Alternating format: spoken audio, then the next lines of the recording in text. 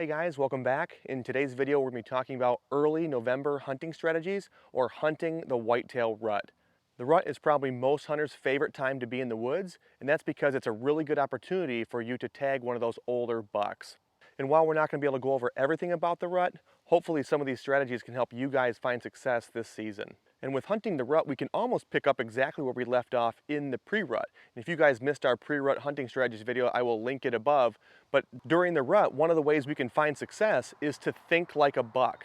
Just like you guys put in a lot of preseason scouting, those bucks on your property also put in a lot of pre-rut scouting to locate those doe family groups. Remember, during the pre-rut, those bucks are constantly checking and patterning those doe family groups because they want to know exactly where to be during the peak rut. So if you guys have a pretty good idea where those doe family groups are going to be, that's where you want to be setting up during the rut. During the rut, you want to think like a buck, and what does a buck want during the rut? Does. The bucks on your property are going to be working the thick cover on the downwind side of those doe bedding areas and the thick cover on the downwind side of those food sources in the afternoon. And this is a very similar approach to what we're doing in the pre-rut. The only difference I would say is we're not really focusing as much on scrapes, and we're placing more of an emphasis on these travel corridors and these funnels that these bucks are going to be using to go from doe group to doe group. So again, where we're hanging our stands is on the downwind edge of these known doe bedding areas and these known travel corridors that connect the doe bedding areas and the afternoon food source. That's where these bucks are going to be spending a lot of time as they search for that next hot doe. I see a lot of stuff online where people always say, oh, bucks are going to get stupid during the rut.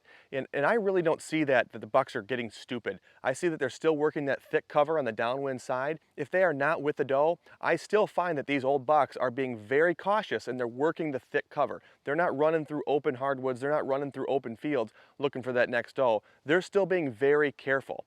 However, that doesn't mean that you can't catch an old buck where he doesn't want to be. If a buck is with an estrus doe, and she wants to go get something to eat, he's going to try to keep her in the thick cover, but that doesn't always work. Sometimes that doe will lead him through the open hardwoods or into an open field. And even though all of his instincts are telling him this is not a safe place to be, that buck is not going to leave that doe's side unless he busts you. So if he knows you're there, he's gone. But if he doesn't know you're there, he's most likely going to stay right by her side.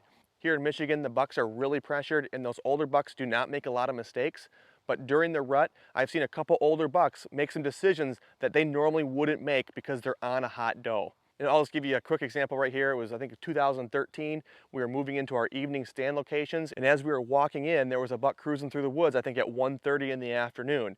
I just remember both me and my dad locked eyes with this buck, and we just had a staring contest for maybe 20 seconds, and then that deer turned and ran in the opposite direction. Both of us are pretty disappointed because that was a nice buck, and we figured we just blew our opportunity because we were walking to our stand while that deer was walking around. We continued to our stands. My dad went to one stand, I went to a different stand, and as I was walking to my stand, he was standing there again at maybe 55 yards, just staring back at me. He wanted to continue going that way, and again, another staring contest for maybe 20 seconds, and this time he just took off. My dad was actually climbing up his stand, and that deer blew right by him on the trail that my dad was hunting on, and he just ran right back into our swamp. So again, very disappointing. I thought I had blown it twice, but later that same night, a hot doe came running by my stand, and who was behind her? That buck. She ran right by my stand at about 30 yards, and so I knew that he was going to follow that exact trail. And so as soon as he hit a window, I stuck him at about 30 yards, and that was a pretty nice Michigan buck, but it wouldn't have happened if I wasn't in a location hunting those does. I knew that there was a pretty good chance that does were going to come by my stand, and when she did, he followed. And this is where keeping your property unpressured and keeping those doe feeding patterns intact for the entire season is so important. If you know where those does are feeding every night, then that's what you need to do. You need to hunt those does because that's what that buck is doing. That buck is hunting those does. And if one of those does is in estrus, he is not going to let her out of his sight. He knows that all the other bucks on your property want that doe, and he's not going to let it happen. So if you know where those does are during the rut, there's a good chance that that's where the bucks are going to be. The next thing I start doing during the rut are all-day sits. It's time to pack a couple sandwiches, a couple iced teas, and sit in the woods as long as you can. There are a lot of big bucks that go down every single year from 10 in the morning till 2 in the afternoon. And if you got down at 9:30, 10 o'clock to go back to the cabin or go back to camp to have breakfast or maybe recharge the batteries before going out for the evening sit, you could have missed your opportunity because those bucks are moving all day.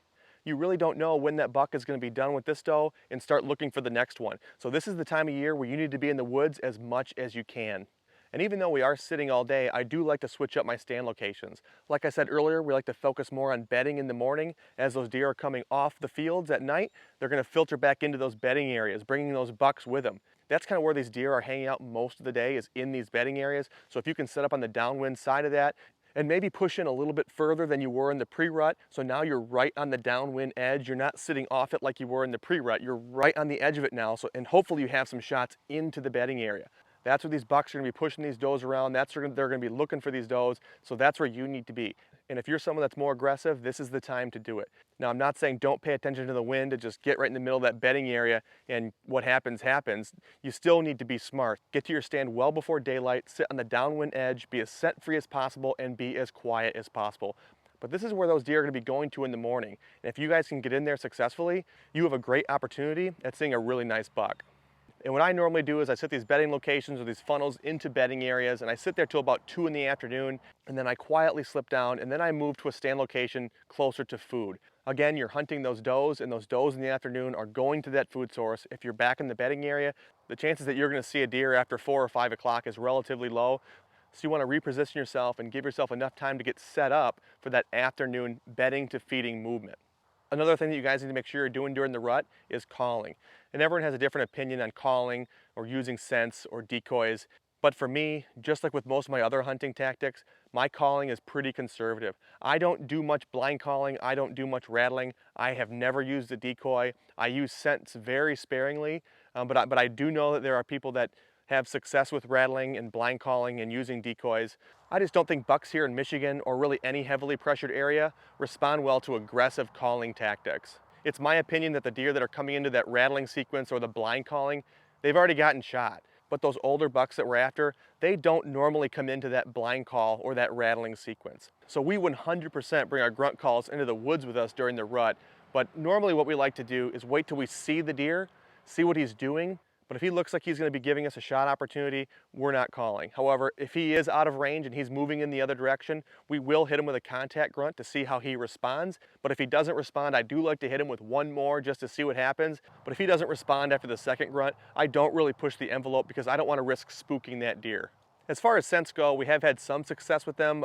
Normally though, the deer that we're getting to come into those scents are those 1.5-year-old, 2.5-year-old bucks. But those older bucks here in Michigan, we really just haven't seen that they come into the scents like those younger bucks do.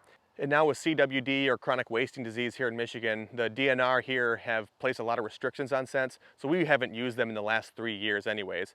As far as decoys go, we've never used them. We have 2 of them, we've just never placed them out, so I can't really give you anything on decoys. But to us, the reason why we haven't really put them out there is because it falls into the same thought process as the blind calling and as the scents.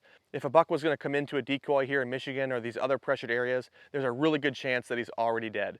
And so I just think the chances of one of those older deer in your area coming into a decoy are not very likely. And the last little tip I'll touch on in this video is hunt Halloween.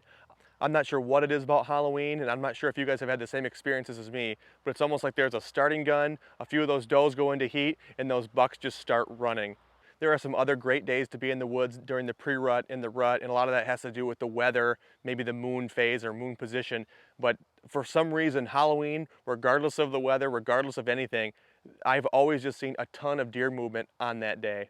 But for me now, I have 2 little kids and the priority is shifting more towards trick-or-treating, and that's totally fine. But you better believe on Halloween morning, I'm gonna be in the woods as long as I can.